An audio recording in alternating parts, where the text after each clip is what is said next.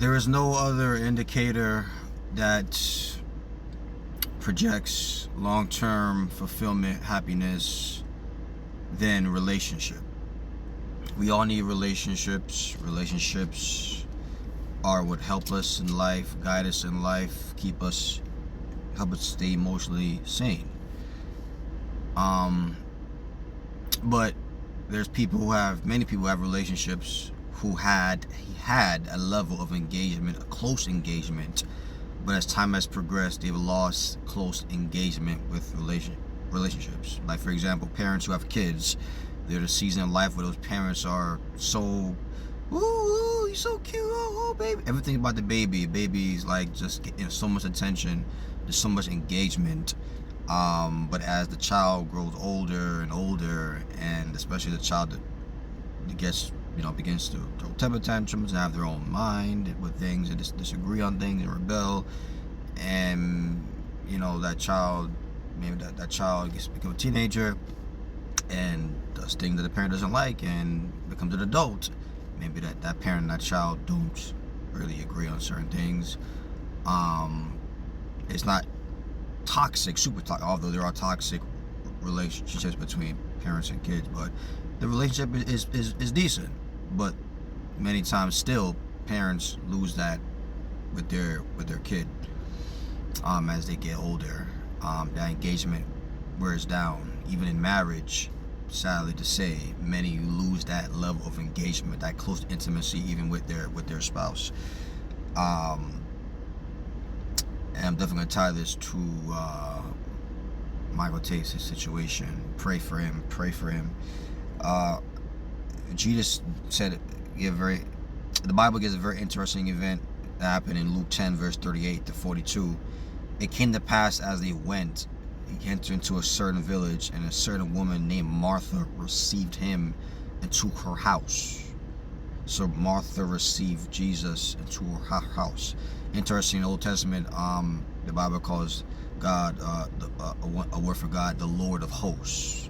Interesting. And Martha received him, was a wonderful hostess to him, and received him into her house. Is God in your house? Have you received him into your house, or do you just casually mention him every now and then? Do you maybe casually play a song about him every now and then? Maybe you have a Bible on your table, but have you truly received him into your house?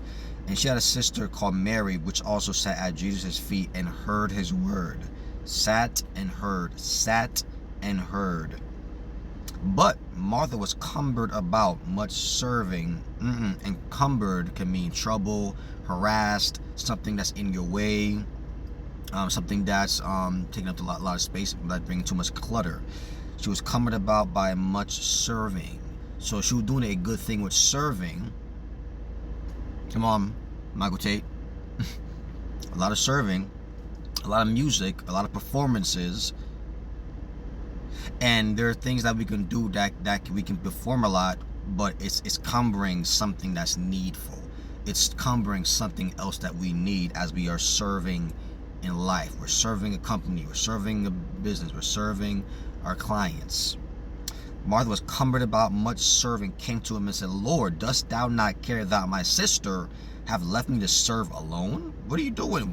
I'm thinking all these dishes alone, these shoes alone, these clothes alone. What's going on? Dost thou not care that my sister have left me to serve alone? Bid her therefore that she help me. I mean, that's a pretty good request with needing help, needing assistance. And Jesus answered and said unto her, Martha, Martha, thou art careful and troubled about many things. She was serving, but she was troubled. Oh. She was serving, but she was troubled. One thing is needful, and Mary have chosen that good part, which shall not be taken away from her. So you can be serving, but still lacking something. And I say again, with the husband-wife relationship, the husband and wife that's always serving. Oh, I'm being a great husband, I'm serving. I'm being a wife, I'm serving. I'm paying the bills here. What's wrong? I'm taking care of the kids. What's wrong? I'm cleaning the house. What's wrong? I'm taking care of business. What's wrong? All right? I'm taking care of everything else. Everything else around them is just being taken care of, but not the marriage. There's issues in the marriage. There's issues with the communication. There's issues with pride, unforgiveness. When's the last time y'all held hands? When's the last time y'all cuddled for like 3 hours straight? All right, maybe two hours, 1 hour. When's the last time y'all would just smile in each other's face? A picnic. When's the last time y'all really laughed together? When's the last time y'all tickled each other? Were really truly playful with each other? Engage with each other? When's the last time you truly honed in on the relationship? Many people lose it. You know, and there's things that come up that bother you. Bother the husband, the wife. Yeah. And sometimes these things are not even addressed. But it's just swept under the rug. All the while, intimacy is being diminished. Now, I don't know all the details of what happened with Michael Tait. Michael Tait, part of the Newsboys, stepped down. That was a Christian musical group. You know, you read for yourself what happened. Has some struggles, going through his healing process right now. Pray for him, and and not just him in the Christian circle, but a lot of people in general, are performing, are serving, seemingly doing a lot, yet it's still lacking something. And there's people who spend so much time doing the work of the Lord, yet not engaging with the Lord of the work. And to be brutally honest, and stop acting like performing more, working more will make the problem go away. Working more, performing more, everything will be okay. Pretending like there isn't a problem, that is a lust problem. I got a pornography problem. I got a filthy speech problem. I got a pedophilia problem, a pride problem, an anger problem, an alcohol problem, a drug problem. And I think a lot of people, they're so upset with themselves. I know they're upset with themselves. But to tell somebody about that, my reputation now is at stake. My business is at stake. My ministry is at stake here. How people will perceive me has become more important than my healing. And it hurts, because we all have things about us that bother us. Like, I hate that about myself. I don't like that about myself. We all have those things. Or something you probably not hate, but just don't like. Or maybe I can do better with this particular thing. I heard a pastor say years ago, if we all can see or hear what's going on in our heads right now, and talking to the church, we'd all be so embarrassed. Like the thoughts that come into our mind, what we're dealing with, our struggles. Like if people knew, man, their perception of us would change like dramatically. Many people wouldn't even go back to that church, right? Cause, oh man, now he knows what I'm thinking in my mind.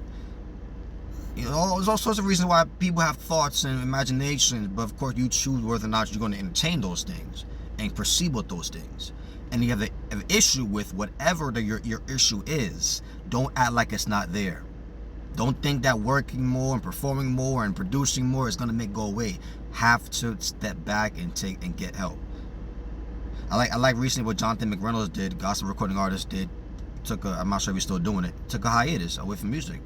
He admitted that he's having anxiety, pressure to perform, whatever, have a certain image to the people. I don't know, but he took a step back on his own, rather than that thing get worse and lead to something else. And not next thing you know, Jonathan Morello's is now, he's found out he's been doing some sexual stuff and drugs, alcohol, whatever it is. I don't know, but don't let it get to that point that now you're exposed and now you have no choice but to step down. Now you're forced to step down now.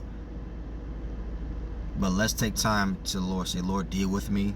If I gotta take a break, rest in you, prayer, fasting, away from doing this, doing that, and take an extended time of absence away from that, to spend more time with you, I'm gonna do it. For our relationship, for my soul, for my peace. All right, y'all. God bless you. I love you.